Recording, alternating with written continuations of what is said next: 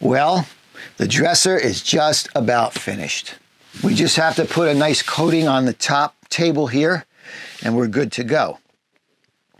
This dresser has a lagoon top that swings out of the way, and then you have full access to your storage underneath. Sweatshirts, beach towels, camera bags. There's a lot of room under there, a lot of room. And the lagoon table is positioned in such a way that you have options, right? We like that. We like options. So you can sit in a number of different spots. Even if you were a solo traveler, you could leave your bed fixed. Leave the couch down as a fixed bed, sleep east, west. Here's your dining area, here's your office. You've got options. We like options. I do have to put a little mark on the table so you know which way it goes back. I don't know, maybe we'll do a little something. What do you think? Should we put a little coin over here or something just so you know which way to send it back into its home? I guess I should do a how-to video on this, but I found that when you use a lagoon in a rectangle situation like this, I put my arm at a 45 degree. I shoot it right across in line to the opposite corner, and that's where I put my support. Get up off of there now. See? It's crooked. But that's how I get the most bang for my buck, so to speak. This is cherry wood. It's a veneer cherry plywood, edge banded in cherry. This wood came from Mr. and Mrs. Sprinter's workshop. At their home, they have a workshop. It looks like Norm Abrams' New Yankee Workshop. Beautiful. This cherry was sitting in their shop, and he brought a lot of it down that we could use it in his van build. I took a sheet of it to build this dresser.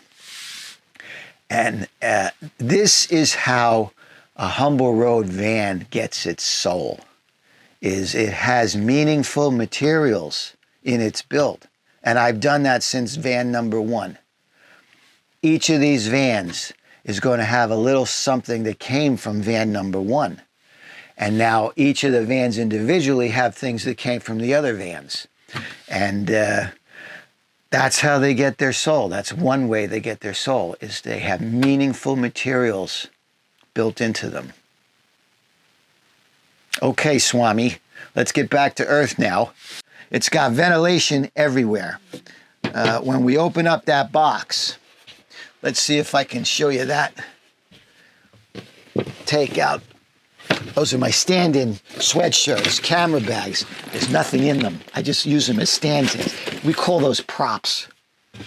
So then this comes up and out. Look, how hard was that? Full access. You got ventilation here. You got ventilation there. You got ventilation down the entire front.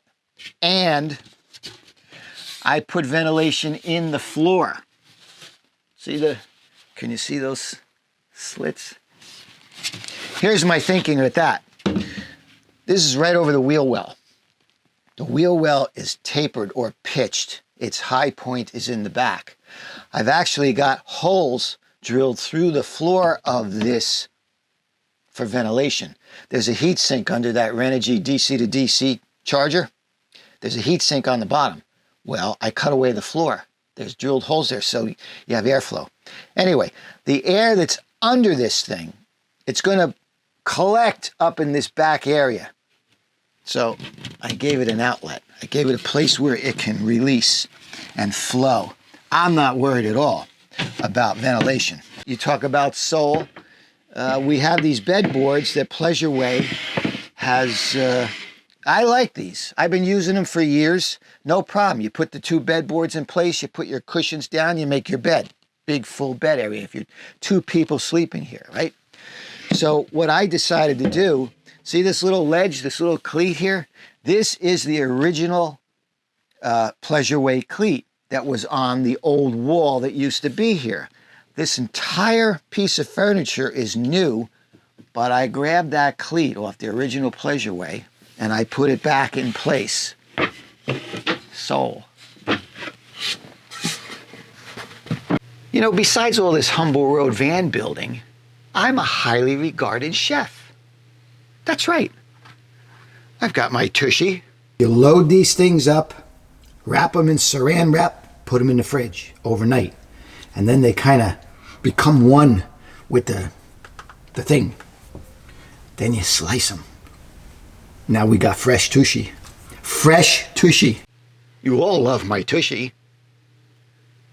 And then I make frittatas, but I think they're fajitas. And then there's my seafood casserole. This is a $35 meal at a fancy restaurant, done right here in the van. Do I get lucky or what? Right? So I got to thinking, what could I do to improve meal prep in a van? Day-to-day meal prep in a van. It hit me. A second sink. That's right, a second sink. Look at this, the Class A of Class B vans. So, this is where the old propane stovetop used to sit. So Alex routed out this area a little bigger. He made some beautiful cuts, and we dropped in a second sink, a second big sink. If you remember a few years ago, we disrupted the industry with the new big sink.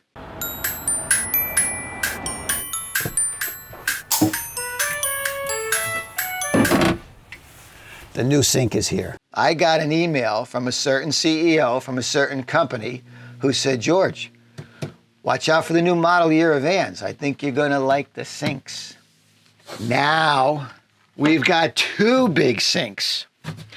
And I can tell you that if you're prepping and cooking, if you're alone or you're a couple, this is gonna be a big convenience. Prep, wash, clean up, cutting board. Okay, so this can act as storage, cutting board for prep, two sinks. With the cutting board in place, you put your cooktop on here, plug it in, and you make your meal.